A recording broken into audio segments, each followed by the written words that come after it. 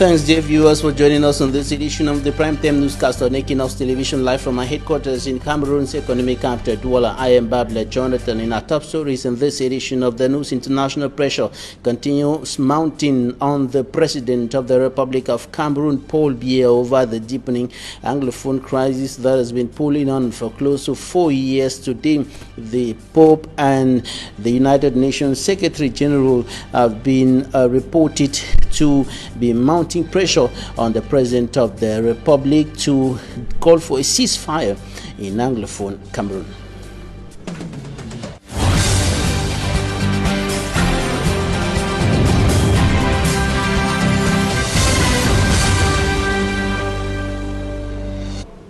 Thanks, dear viewers, for joining us. We begin with news on the deepening Anglophone crisis, the socio-political tensions in the northwest and southwest regions of the Republic of Cameroon. The situation has been worsening for close to 4 years today, and atrocities continue being committed. Persons are still being killed, persons are still being abducted, properties destroyed in the northwest and southwest regions of the Republic of Cameroon. The last major incident that occurred in Anglophone Cameroon is the brutal killing of the mayor of Mamfe municipality in the Manyo division, southwest region of the country. And international pressure continues mounting on President Paul Biya to provide solutions to the close to 4-year-long socio-political and security tensions. The Pope and the United Nations Secretary General have been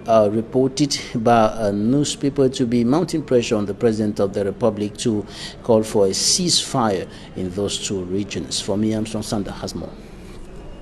7 months after the major national dialogue to resolve the Anglophone crisis in Cameroon, worst forms of killings and destructions is paradoxically what inhabitants live in the regions. The fact that tensions have worsened in these regions after the major national dialogue is disturbing Antonio Guterres, Secretary General of the United Nations Organization and the head of the Roman Catholic Church, Pope Francis.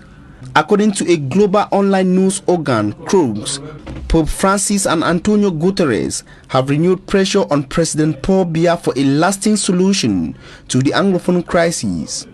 Citing a close source within the Biya regime, Crooks said the United Nations Secretary General and Pope Francis asked President Paul Biya to declare a ceasefire and to open a space for peaceful discussions. The pejorative call pushed the government of Cameroon to an urgent meeting chaired by the Prime Minister Chief Dr. Joseph John Guti on May 7, 2020, according to the close Biya official. The papal call to President Paul Biya is the 10th since the start of the conflict in the Anglophone regions, which has killed over 3,000 persons. On September 29, 2019, just 1 day before the major national dialogue, Pope Francis asked worshippers at the St. Peter's Square to pray for a successful dialogue, which is yet to have a positive impact on the lives of Anglophones in Cameroon. Pope Francis expressed his closeness to the sufferings and the hopes of the concerned people and thought the dialogue might be fruitful and produce peaceful and lasting solutions.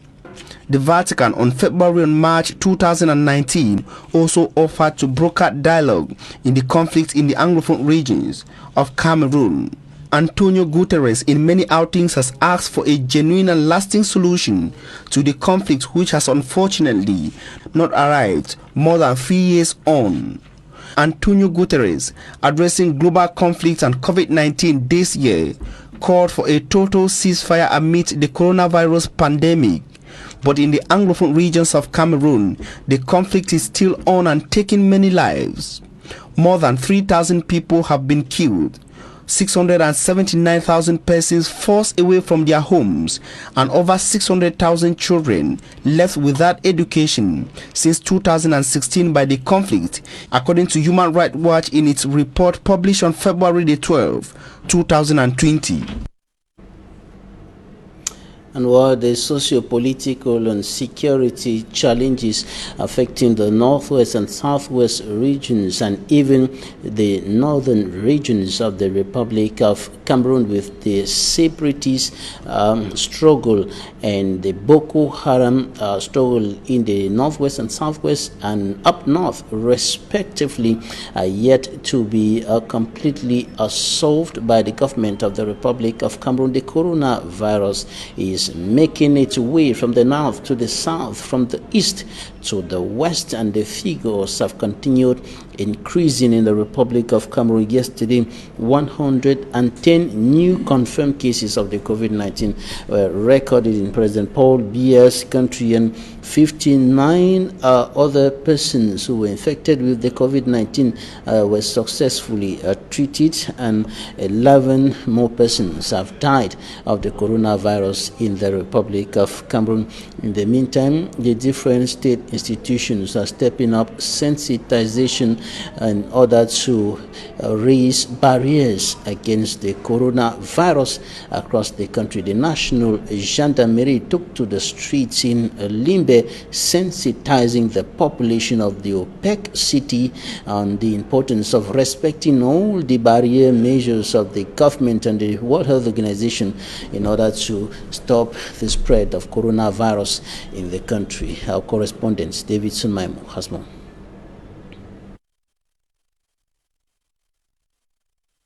Back to that report in a short while. Time for us to talk about health workers in the Republic of Cameroon, and many of them are still decrying the poor working conditions and the fact that they are not well equipped, they are not well protected as they fight on the front line against the coronavirus. And among them are nurses and midwives. And today is the International Day of Nurses, consecrated to the nurses.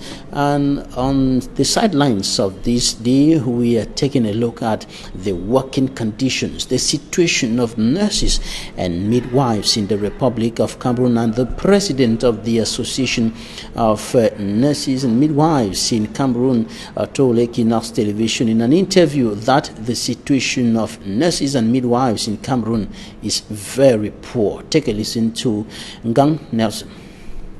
These nurses are key actors so far as healthcare delivery is concerned. The government can never recruit all the nurses. And that is why it is important for the government to check the private sector, to give opportunities for the private sector to be able to recruit these nurses. But also not just that opportunity, it is important for the government to be able to check and make sure that the standards are regularized. If the government could look into this also, give opportunities for private institutions, give opportunities even for the government institutions to come in with clinical nursing specialties from degree, masters, and a PhD. That would be good. Nurses also should be key part so far as decision making is concerned at a central level of public health.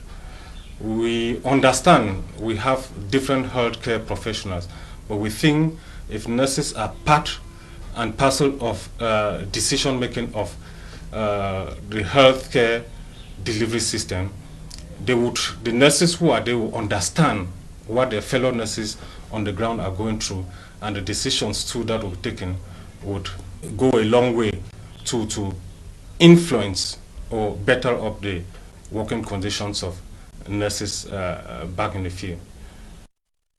Ngang Nelson, president of the Association of Registered Nurses and Midwives in the Republic of Cameroon, talking about what government should do to improve on the working conditions of nurses and midwives in the country. And in this extract, he highlights the challenges that nurses and midwives in Cameroon are facing.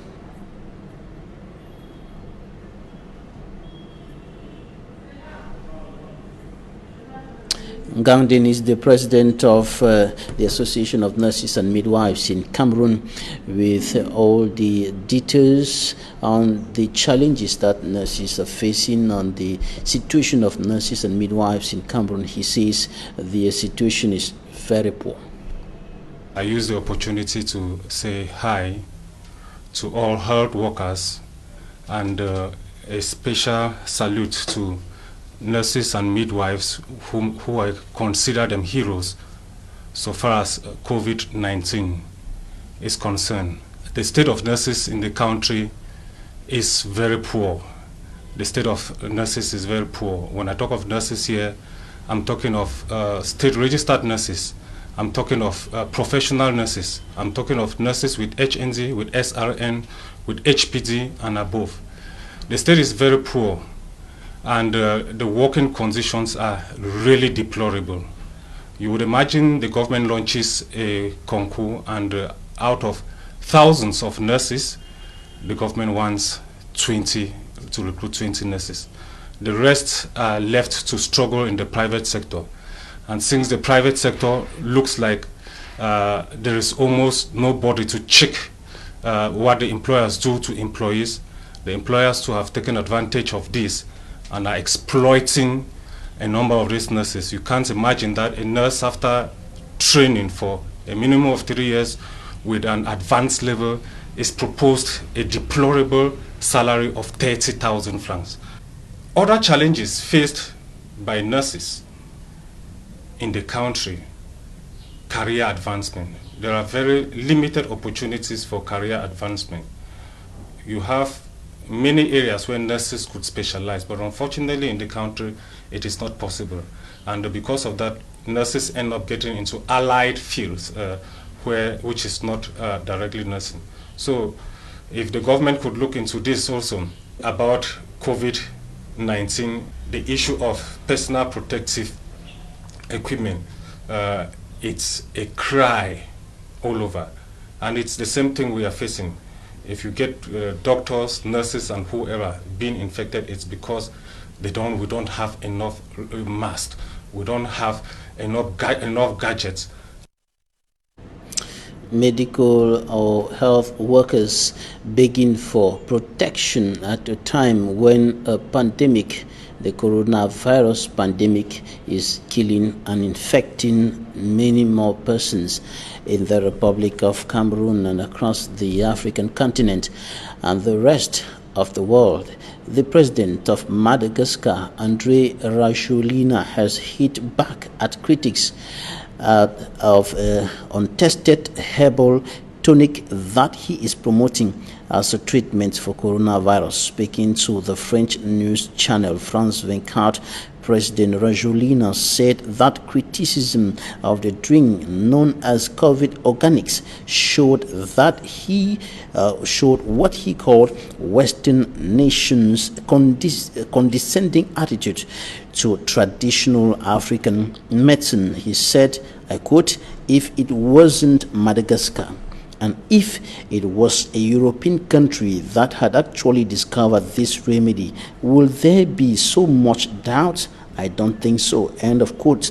The head of Nigeria's government task force on coronavirus has said that President Muhammadu Buhari has given the go-ahead for the importation of COVID organics, but officials say that the import will be subjected to standardized or standard validation process before it will be used for the treatment of COVID patients in the country. And the COVID organics had earlier been sent to several African countries. Last week, the World Health Organization issued a warning against people using untested remedies for coronavirus. It said Africans deserve access to medicines that have gone through proper trials, even if they are derived from traditional treatments. The African Union also said it wanted to see the scientific data on the efficacy of the product.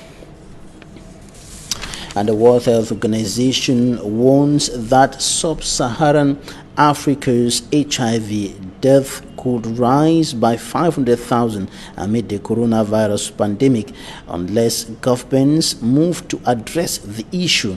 A modeling analysis done by the World Health Organization and UNAIDS shows that the impact of a 6-month disruption of antiretroviral therapy could effectively set the clock back on AIDS-related deaths to 2008, and there was more than 950,000 HIV/AIDS related deaths on the continent that year. UNAIDS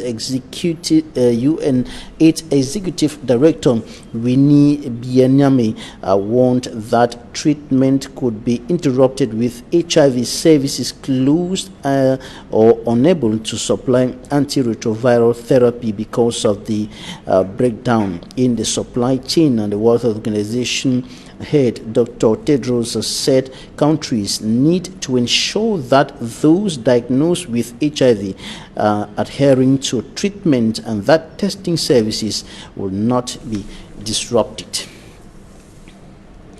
On to something else now. We take you to Botmakak in the central region of Cameroon, and we're going to be showing you the underdeveloped state of that municipality. Underdevelopment challenges, many underdevelopment challenges are affecting that part of Cameroon, as it is the case in many areas across the Republic of Cameroon, especially in remote parts of the country.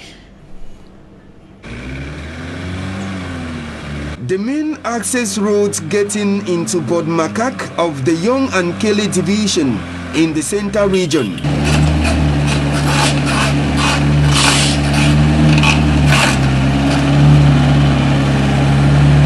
Several cars battled their way through to get into Botmakak.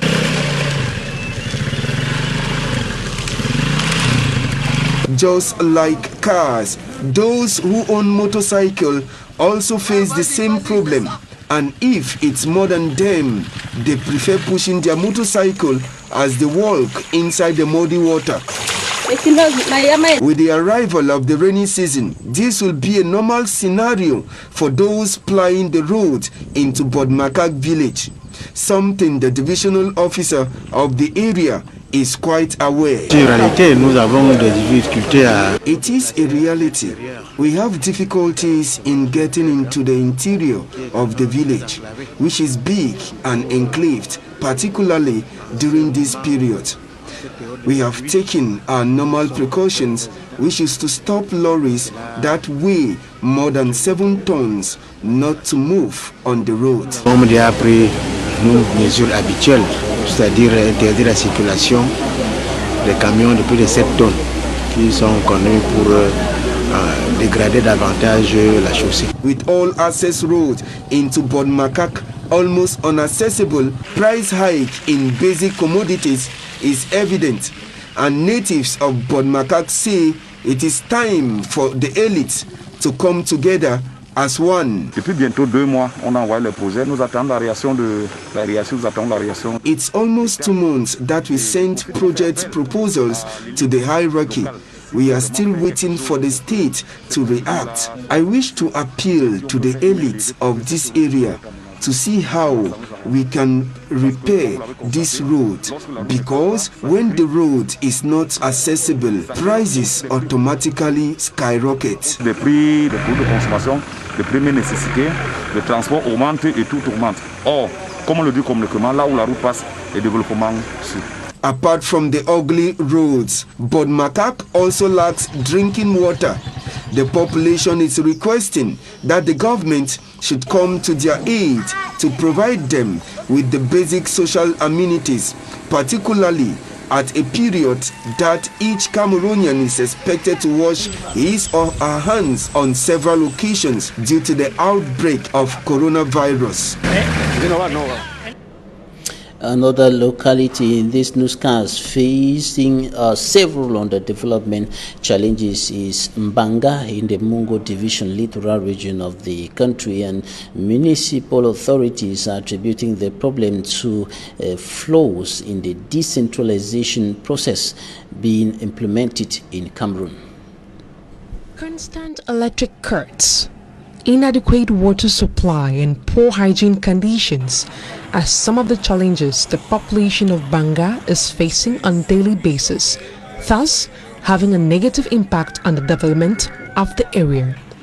All these challenges and more were examined by the mayor and municipal councillors during their first council session.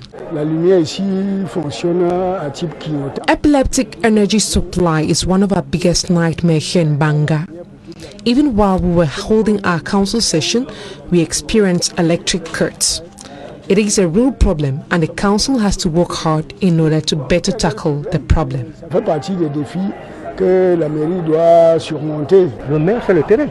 A good mayor is the one who goes to the field. If he or she does not go to the field, then how are they going to give their area a new facelift? The sum of 535,774 francs was voted as the 2020 council budget.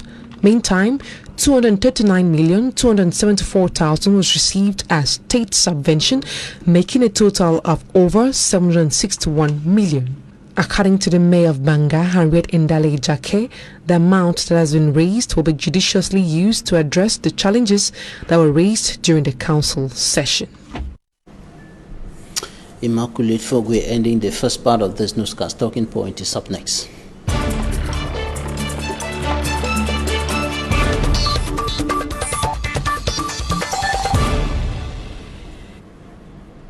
Joining us from the United States of America is one of those who were at the front line in the fight for the restoration of the statehood of former Southern Cameroons, one of those who first launched the recruitment of young people in and out of the country for the struggle to restore the statehood of former Southern Cameroons. And Marshal Foncha is the chairman of the New Africa Coalition Front. He later resigned and is now working for a peaceful solution to the Anglophone crisis. You're welcome. Thanks for joining us today. Well, thank you all very much. Thank you, Mr. Babila, for inviting me to this grassroots platform, Equinoxe, which I presume every Cameroonian is a part of that great institution of journalism. Thanks for joining us from the United States of America. Now, you were one of the frontliners in the struggle for the restoration of the statehood of former Southern Cameroons, and you stood for self-defense within the framework of self-determination, the struggle for self-determination in the northwest and southwest regions of the country today. Why did you decide to take this stand in the first place? Yes, Mr. Babila, as you know, and every Cameroonian citizen at home and abroad, when this struggle started in our ancestral homeland, Cameroon, it started as a peaceful rallying cry by the lawyers and the teachers. People all remember Agombala, Barrister Agombala leading a group of lawyers, and it quickly descended into the heavy-handedness by the state security forces and the brutalization of some of the students at Boya universities and different parts of the country. And with that said, that is where things escalated to the point where some of the secessionist groups that were already existing in Cameroon, like the SCNC and whatnot, decided to hijack the initial struggle for self-determination that the lawyers and teachers picked up. And the part that I came in this revolution, being an American citizen and realizing that within this United States, our Constitution gives us the right to defend ourselves and to seek the right to self-determination. So I said to myself, I can't sit back quietly in the United States and see our people in the southwest and northwest region being brutalized by the forces of law and order, and is their inalienable right to defend themselves against such heavy-handedness by the state security apparatus. That, with that said, now the whole idea of the right to self-determination was based on those principles that were outlined by the lawyers and the teachers. So move fast forward, it came a little bit more intense amongst our population as the various political action and factions were growing across the world, with citizens, Cameroonian citizens from the southwest and northwest, launching political groups like the interim government and the AGOFC and whatnot. So that is where the armed struggle came in. Behold, when I first went out and announced the constitution or the coming together and mobilization of our young men and women to pick up arms to defend themselves, the nomenclature of that war at that time was not to engulf our entire civilian population into war as it is today.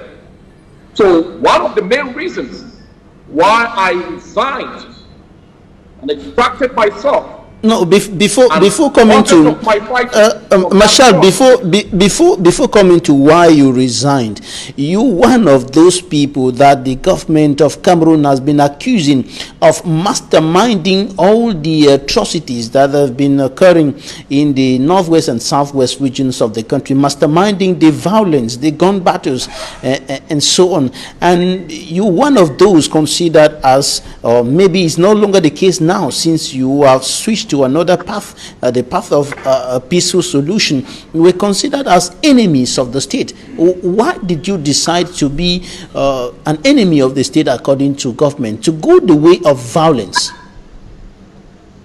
Well, by the way, when I went into the armed struggle, I wasn't going into the armed struggle, as I said. The nomenclature was not about violence. The nomenclature was self-defense. Those two things are distinctly different. Now, with that said, the government had all the right to accuse some of us that we are participating in the insecurity in the northwest and southwest region. But within the arms movement itself, there were configuration of so many different armed factions, like the ADF, like the SOCADEF, and the rest. So now, one particular group wasn't responsible. My group that I was saying, the ASC, which was later the Southern Cameroon Defense Forces, which was first, we were not participating in all these criminal activities and crimes against humanity.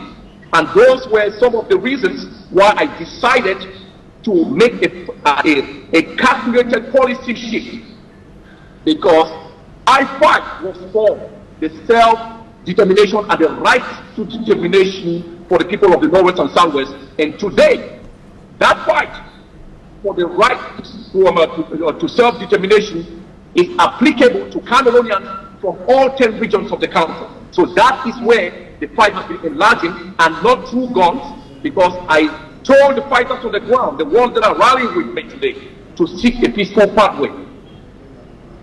The right to self-determination can be achieved by trading ideas, not bullets. That is why we have changed our stance, and that is what the New Africa Coalition Front stands for. A greater cohesive country moving towards regional and continental integration.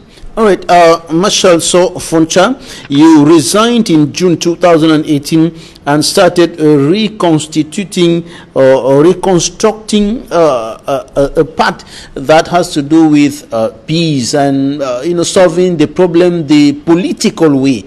Why did you decide to resign? Why did you decide to abandon the others who are still in the race? Well, Mr. Babli, as you know, there have been so much vices in the secessionist, the Ambazonian secessionist movement. And some of us that were inside were falsely accused. There was a lot of, what I can say, from the Sako regime to the Seseko regime to the AGOFC under Ayabacho, cases of gross mismanagement and embezzlement. And each time these activities happen, they tend to send the population at a wild goose chase. after folks who are actually innocent of these embezzlements and of certain crimes and building up syndicates that are going out carrying crimes against humanity on the ground. So I saw myself as an American person, the foreign policy objectives of my country that I live in today, the United States. I have to align myself with those foreign policy objectives. That is why we decided within the New Africa Coalition Front and the forces on the ground who have decided not to exchange bullets with the Cameroon soldiers that are within the New Africa Coalition Front. We decided that I will resign from the Ambassador Self-Defense Council and build a new structure, an effective new structure to bring all Cameroonian youths from all 10 regions of our country to seek a new pathway.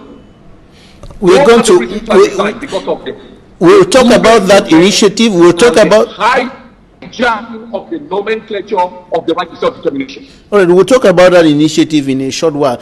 Today, you have resigned. When you look back and you see the young people who have been killed, you look at you see the women of Garbo, you see the children of Garbo who were killed in this struggle, and many who are still being killed today. Recently, last weekend, the mayor of Mamfe was shot dead.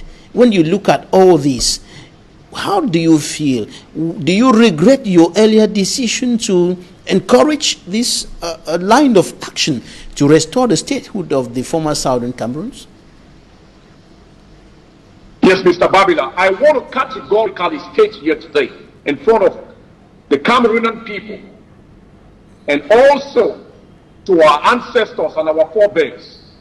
I, Marshal Poncha, the chairman of the New Africa Coalition Front, I categorically reject the idea of fighting for the right of self-determination and engulfing our entire civilian population.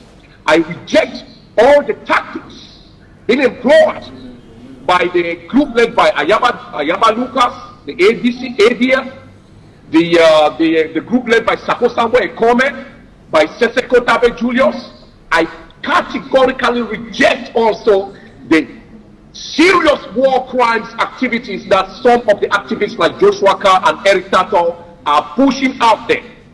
There is no way I can sit here in good conscience and tell Cameroonians that I share any iota or ounce of solidarity with these people that are actually sending our young men and women to their death and making them becoming criminal syndicates on the ground against our own people. And it's the duty of the Cameroon state security to protect the sovereignty of the country. So it's obvious I resigned because I don't want to be a party of such crimes against humanity, because the initial intent of self-determination has been hijacked and has been turned into an international criminal syndicate, where financial crimes are the order of the day across the board with all the secessionist movements. And it's quite obvious. We are now taking fire. Myself and my comrades that have endorsed, like Dr. Santos of the Peace Task Force Initiative, we have endorsed that platform. We are collaborating on that platform, and we are taking concrete steps. As you can see, Mr. Babila, in many enclaves across the southwest region and some parts of the northwest region, the fighting has subsided quite a bit. And those are the works that we are doing in the back by trying to extract and isolate and remove some of these fighters from the battlefield and tell them the truth, what is really going on now within the secessionist movement. Because I don't think it's for the restoration of any self-statehood anymore, because that idea is failed. Marshal, what will you syndicate that I totally reject? What will you tell those who were looking up to you yesterday, who were getting instructions from you, who were listening, following your your ideas and so on. And today, they are seeing you as a traitor, somebody who has betrayed them. They are seeing you like somebody who has been bought over by the Yaoundé administration. What will you tell them? Yes, Mr. Babila. You know, as events unfold, we get mature by the day. Our political views cannot be stagnant. Our idea of the right to self-determination cannot be stagnant as well. I am in forums with our African compatriots of mine, like Julius Silo Malema of the EFF in South Africa, and Bobby Wine in Uganda, and Nelson Chimatsa in Zimbabwe. I mean, I've been asked these questions at times by my fellow Pan-Africanist brothers, like Julius Malema. We are fighting for the integration of Africa, and we think that guys are going the wrong way by creating another mini African state. And this is going to further complicate the whole idea of great regional and continental integration. So Ahmad Tor and I have seek counsel during this 4-year conflict. And it's because of those counsels that I've gotten from my fellow Pan-Africanist brothers across the continent that made me to re-examine my position and what the right to self-determination and the future of Africa. And those amongst us that were following me on the ground, yes, some of them have accused me, especially those who are still in the fight, like the Sako regime and the Ayabachos and the Visa Akwaga. I agree, if it's for peace, they can accuse me. But it's unfortunate that all the rumors that they are telling that have been brought over by the Cameroon government, because everybody who speaks contrary to their past view is somebody who have been brought over, they are a black leg. No, that is not the case. The case is re-examining the positions where we went wrong, where we are going wrong, and making a new informed decision. And that new informed decision is this. I have told those who are still following me, which happen to be many, many hundreds of our young men who are carrying guns all across the southwest and northwest. And some of them have hit to my call, because it's not on air that we do this thing. Some of it is highly classified. And they have decided to join me in this quest, together with young Cameroonians across the country from all 10 regions. So not everybody or every young person who was following me then is calling me a black leg today, because they have seen for themselves that quest to restoring the statehood of former West Cameroon is a failed quest. It was hijacked, and they are the ones dying. So we are making a U-turn, and this U-turn is to seek an alternative, peaceful pathway to resolve this crisis. And those fighters who are following me, who are following this new pathway, they are saying to the Cameroonian people all across Cameroon that they are no more fighting with bullets, but henceforth they want to be part of the political, economic solution to our country's problems. I want to put some things very clear and straight. Marshal So Foncha, have you been bought over by the Yaoundé administration? No, I have not been bought over by the Yaoundé administration. I am an unrepentant Pan-Africanist, my position today, and those positions as a Pan-Africanist for greater regional and continental integration is what is informing my policy ideas, and is what is informing me moving forward. I am not an Anglophone. I am not a Francophone. And I don't subscribe to the former colonial form of government and state, either by France or reverting back to that of England.